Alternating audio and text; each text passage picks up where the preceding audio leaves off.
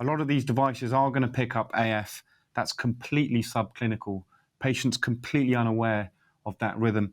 How do we manage those patients? Is the management different in those patients? So again, another very, very good question. So the management of atrial fibrillation is also very, very clearly laid out in the new ESC guidelines, and they have quite a nice 4S approach. That these slides are taken straight from the updated guidelines, and they talk about the 4S approach. The first being stroke prevention and assessing stroke risk using the CHADS-VASc scoring to assess symptom severity. So how bad is the atrial fibrillation using some sort of symptom scoring. The guidelines talk about the European Heart Rhythm Association symptom score or some sort of quality of life assessment. Assessing the severity of the AF burden. So how often is the AF happening? How long is it lasting for? What are the temporal trends? Is it paroxysmal? Is it persistent? Is it long-standing persistent? And the final S is substrate severity to try and gauge an idea of the underlying substrate. Is there an atrial cardiomyopathy? And very often comorbidities are important when assessing that, such as hypertension. And several clinical assessments using history and examination, but also imaging such as echo, CT, MRI can help with that substrate assessment as well. And again, when we talk about integrated management, I think these two slides are very, very helpful. They show very clearly that the patient is at the center of what we're doing, or at the top of the pyramid, that it's very important that we think about the important things, stroke prevention.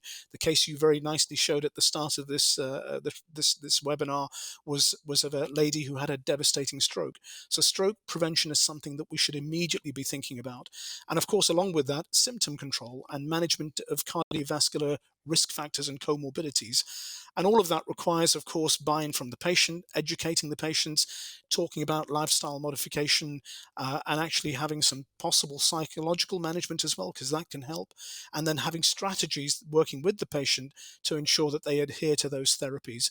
And having a multidisciplinary approach where people like cardiologists, like general practitioners, AF nurses, even carers and people who look after patients with AF, as well as pharmacists and community healthcare professionals working together and having input from other subspecialties from around them to actually tell us to manage the patient and have them at the center of the focus.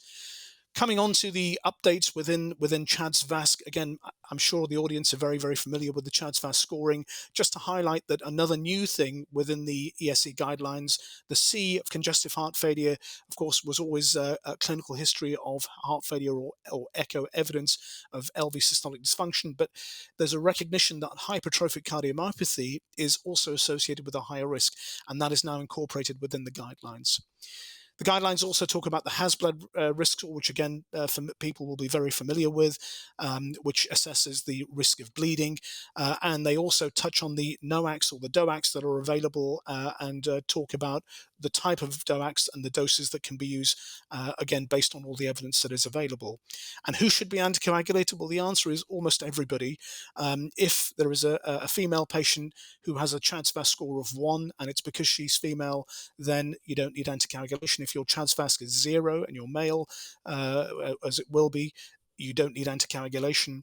But if your risk score is 1 and you're male, you should certainly be considered for anticoagulation. And if your score is 2 or more and you're a female, you should certainly be considered for anticoagulation.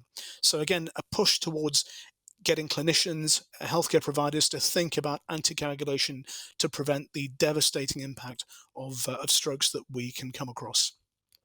So the other thing you asked about was these subclinical features or atrial high rates. And increasingly now, patients have these devices. They may have implanted devices such as pacemakers or defibrillators, which can obviously pick up atrial arrhythmias within them. And it's a very good question that if you don't quite meet the criteria for atrial fibrillation, then actually, what do you do about those patients? And again, the guidelines do touch on that. So subclinical atrial fibrillation or atrial high rate events, as you can see on these slides, they can be difficult to manage. And how would you manage them? Would you start anticoagulation? And again, the guidelines have very usefully talked about that such scenario and how we would manage those patients as well. And they talk about assessing the CHADS-VAS score, which of course we're all used to doing, and trying to assess whether the patient's at low, moderate, or high risk based on CHADS-VAS, but also then looking at the AF burden or the subclinical AF burden or the atrial high rate burden.